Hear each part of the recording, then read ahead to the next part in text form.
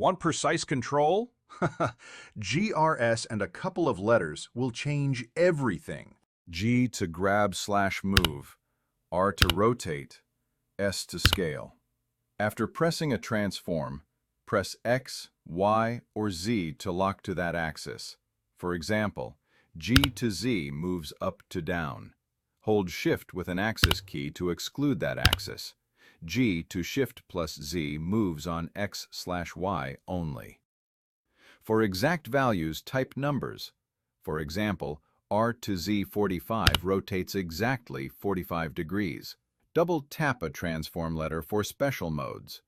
G plus G equals edge/vertex slide in edit mode. Use square gizmos for quick visual transforms and toggle the gizmo from the header.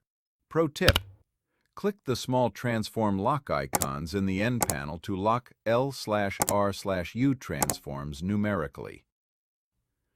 Next episode: View modes, wireframe, material preview, and rendered.